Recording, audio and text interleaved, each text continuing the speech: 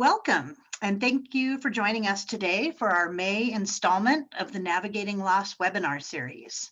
This presentation is on caring for aging parents. One of the most difficult transitions in life occurs when adult children have to assume a caregiving role for their aging parents. And so what my hope is that this webinar will provide some practical suggestions for you in navigating these role changes in ways that preserve the relationship, allow for the maximum autonomy, and ease the stress of both the caregiver and the person being cared for. You know, giving back by caring for the person who raised you can be one of the most meaningful times in life.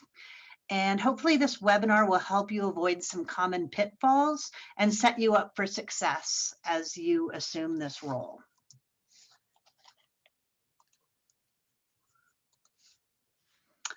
This is me. My name is Hailey, and I have a private practice counseling practice in North Glen that specializes in loss, change, grief, and life transitions. I am accepting new clients, and I am able to schedule in-person appointments at my office, as well as provide telehealth sessions to anyone in Colorado. Counseling is an encore career for me. At the age of 50, I finally got tired of people telling me I had missed my calling and should have been a therapist. So I went back to school, got my master's degree in clinical mental health counseling from Regis, and now I'm really thrilled to be doing something that I love.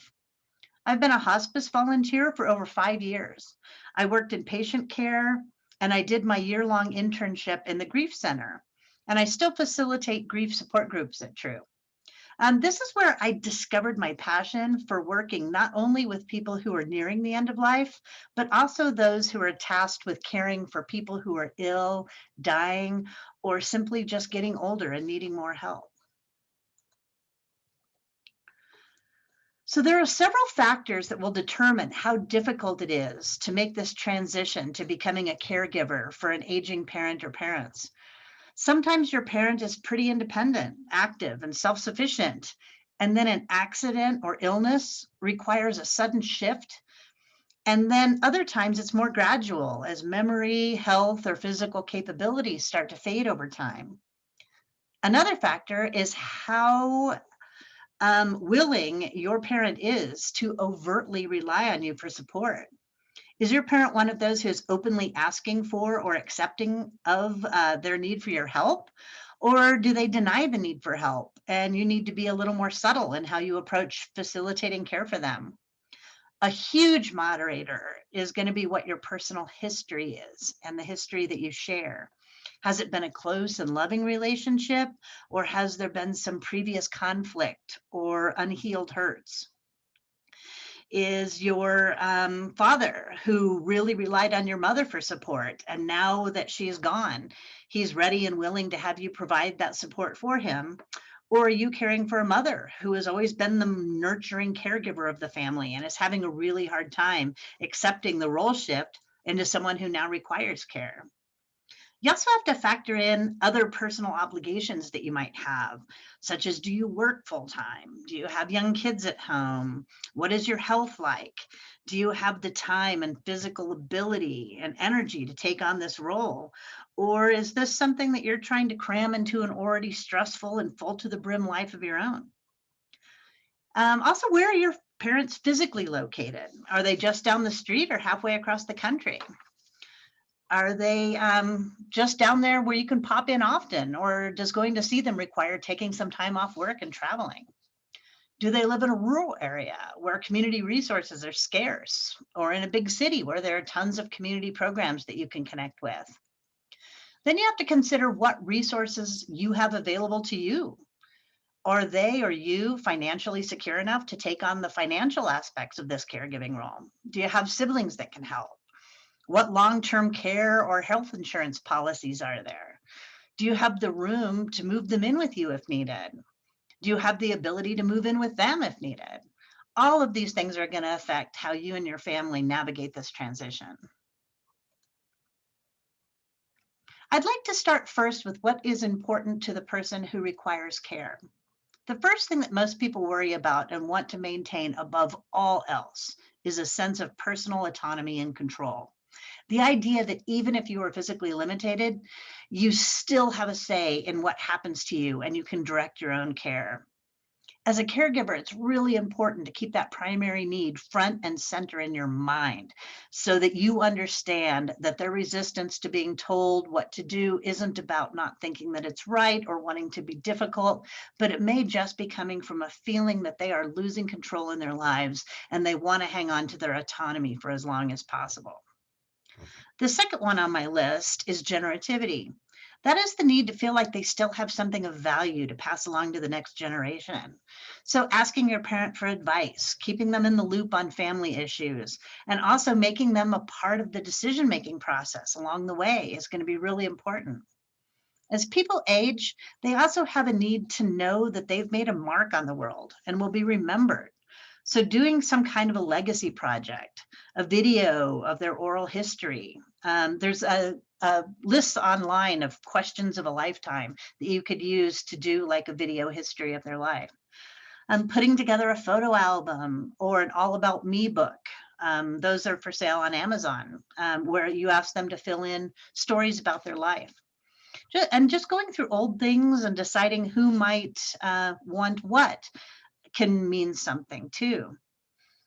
Even telling them how they've affected you and what parts of you are you because of them can feel really special.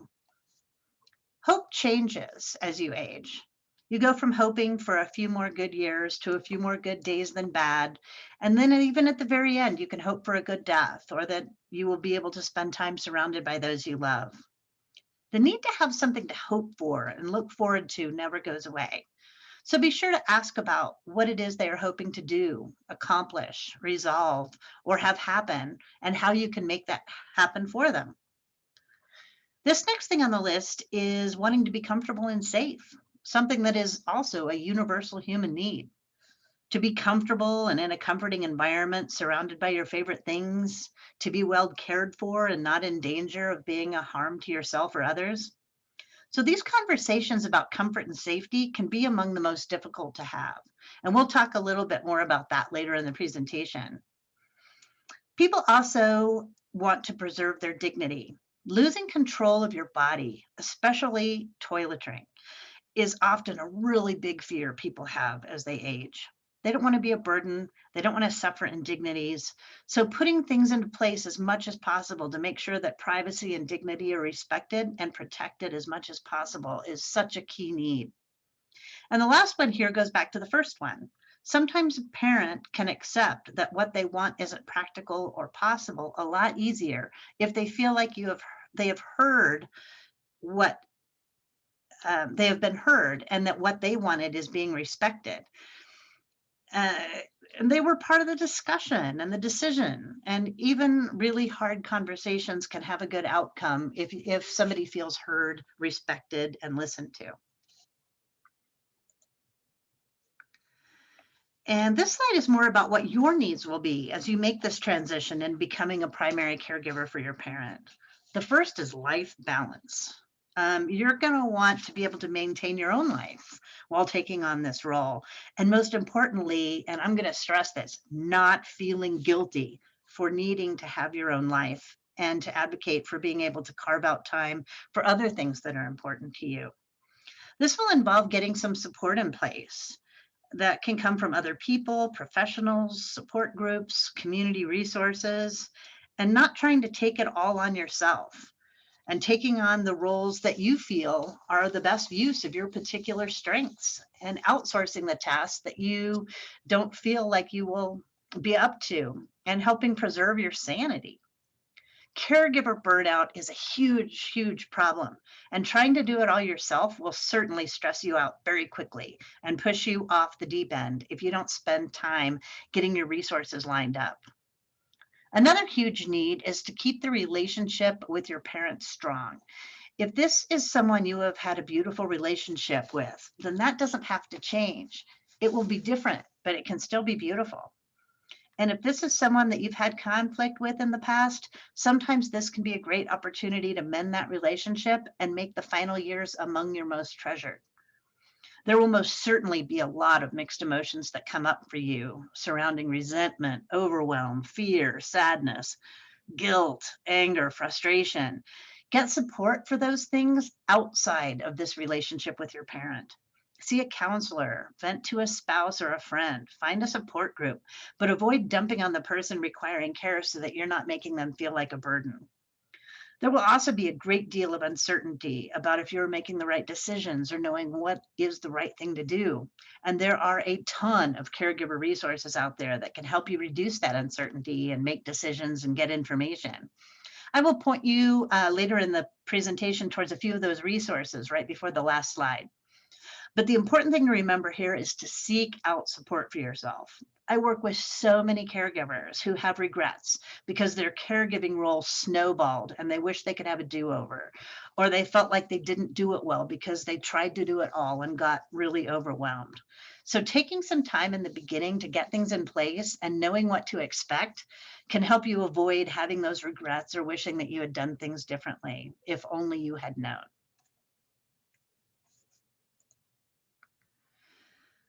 So what if the relationship was conflicted? If the parent you're caring for is someone that you have had a difficult relationship with, that doesn't mean that you can't still be up to the task and do a great job in this caregiving role. It will be important to get really clear within yourself what behavior and conversations and treatment you will and will not accept, and know where your line is. Once you have that clearly defined for yourself, the task is then to clearly communicate what that line is to your parent and say it in a way that tells them in no uncertain terms what it is you need from them and set that firm boundary. Have a ready set of go-to statements for when that line is being approached and when it has been crossed. Have an exit strategy for what you will do when things go south and start to escalate. Even the most difficult relationships there are there tend to be safe topics or things that you enjoy doing together. So try to redirect and focus on those things if they are available. Sometimes you just have to accept that you are dealing with someone who has a limited ability to be in a relationship with you. Maybe they're narcissistic or an addict or have a borderline personality or they're racist or prejudiced. And you might just have to accept that your relationship with them will be primarily instrumental and you won't be able to engage on certain levels. If necessary, you can disengage yourself, either emotionally or physically, if your parent is consistently crossing boundaries and you aren't able to protect yourself in that relationship. Again, getting counseling for yourself to manage those emotions and set boundaries and strategize solutions can be an enormous help in navigating care for someone when the relationship is not a good one. So here are some strategies from the business world that can be enormously helpful in learning how to navigate this role change in caring for someone who raised you. In business, they talk about managing up, which is a way to get your own needs met and being an advocate for yourself in a relationship with a power differential. The first strategy is to communicate your priorities and ask for feedback. With a parent, this might look something like, I worry about you not being able to reach me or get help if something happened to you. I'd feel a lot better if I knew you had some emergency systems in place in case something happened. What would you think about looking into some options? Do you have any ideas for something that might work? So tell them what you need and then ask them for their input. Don't tell them what they should do. Tell them what it is you need using I statements and then include them in a brainstorming solution. Sometimes a well-timed gift or a suggestion to anticipate a need can go a long way into making someone feel heard and understood. Offering a ride to a doctor's appointment, picking up a prescription, installing a bathroom grab bar if mobility is decreased. All of these things show that you're paying attention and that you care and that you're thinking about what they might need, but without being assumptive or leaving them out of the equation. Understanding who they are as people and what their needs are is also a good strategy. Is your parent someone who loves to be spoiled and coddled and likes feeling like someone is looking after them? Or are they someone who wants to feel like they're in charge and important and you take direction from them and what they need? Understanding what their intrinsic needs are will go a long way to inform how you approach and discuss problems. Can you be direct and say, let's sit down and talk about advanced directives? Or does it have to be more subtle, like where you talk about sensitive topics in a more indirect manner? Finally, it helps to be open, curious, and versatile in how you can be helpful. You might think that it's helpful to go over and mow the lawn for your widowed father, but that might be the one thing he still loves to do. And what he really wants is help with the laundry or cooking. Again, making suggestions, asking for input and feedback, and giving multiple options and being flexible in how you make your approach are all really good strategies. It's never an easy conversation to approach a parent about wills, power of attorneys, funeral plans, and advanced directives. Sometimes the discomfort is on your end, and sometimes it's on theirs. Either way, these are conversations you don't want to wait until it's too late to have. If you are 40 and or your parent is 70, you need to already be having or have had these conversations. There are some resources you can use to help you have these conversations and worksheets you can print out as a guide. These can be found at the Conversation Project or on the CDC website. Just Google Care Plan Worksheet, and the AARP website also has a lot of resources. There can be this temptation to want to shield each other from the reality that you will indeed die at some point. It can be a hard thing to bring up. And if a parent wants to talk to you about their plans for death or funeral, resist the urge to say, oh, don't talk like that. Hear them out. Be curious and open. Also be empathetic and understanding. Push past your own discomfort.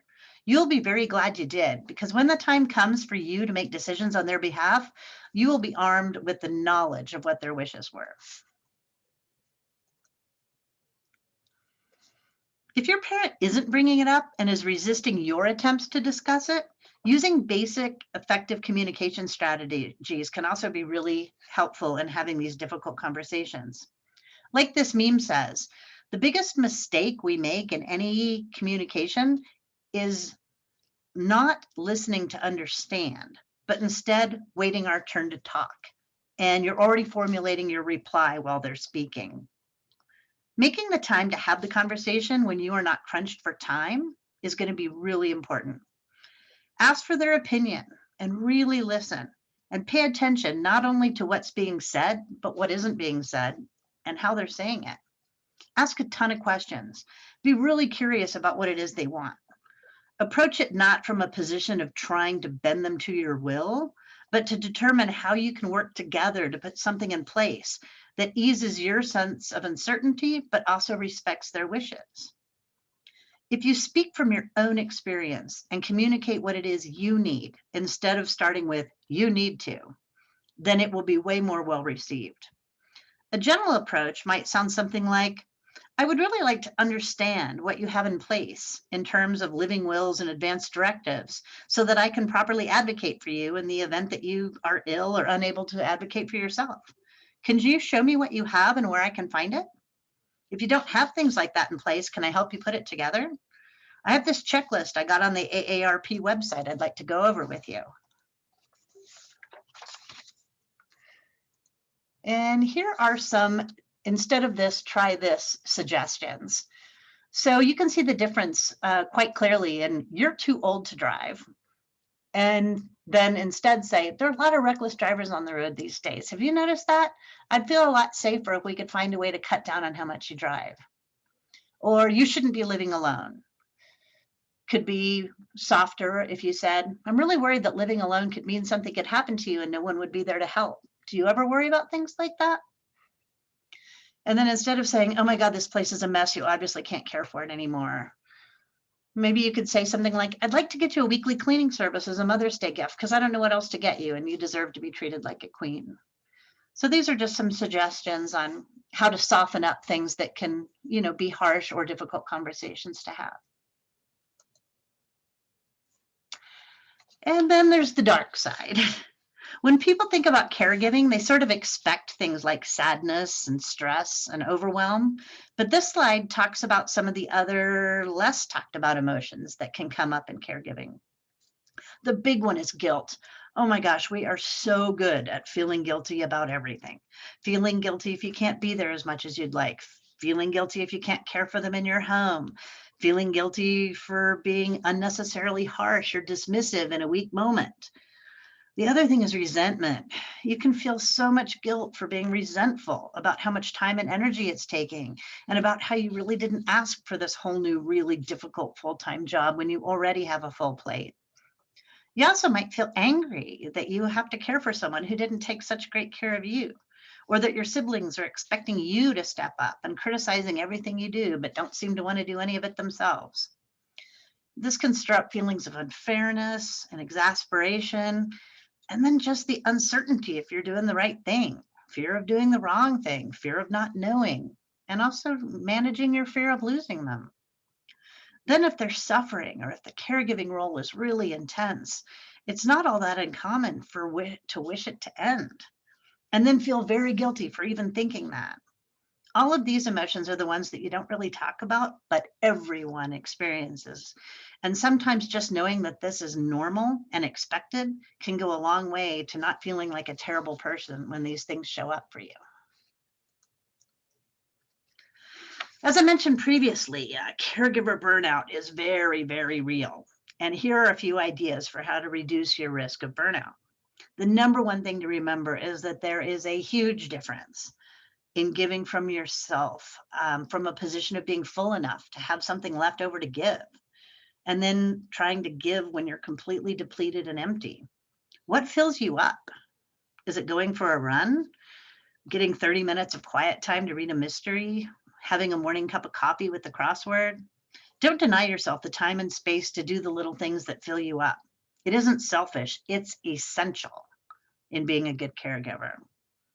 You might not have time for a full spa days or a girls' night out very often, but there are some ways to sneak in tiny bits of Zen throughout the day. Just a few centering breaths, listening to music, immersing yourself in a task, noticing beauty, saying nice things to a stranger for no real reason, or enjoying the sound of the leaves rustling in the wind for a moment. If you want to, Google pocket mindfulness, and it'll give you some ideas for how to sneak in little pockets of Zen, even if you are completely slammed busy all day. Be sure to tune into your body and eat when you're hungry. Get up and move if you're feeling antsy. Sleep when you're tired. Have a ready list of things people can do for you. Make an outsource list of things that you need to have done, but that others could do for you. When people say, let me know if there's anything I can do, they generally mean it. Think about how much you like it when a friend is struggling and then they give you the gift of having something concrete you can do to help them out. If someone says, let me know if you need anything, be ready with, I have a doctor's appointment on Friday. Could you come sit with dad for a while so I can go? Or would you be willing to organize a meal train for me for the next 2 weeks or so? Mom is going on hospice and I don't want to have to think about shopping or what to feed the kids. Ask your handy friend if he could come install some grab bars. Ask your organized friend to be the keeper of the list of things you need. Ask your outgoing friend to provide email updates to friends and family. People do genuinely want to help. And even if you hate asking for help, giving them the gift of something they can do for you will not only be a support to you, but it will give them an opportunity to be useful.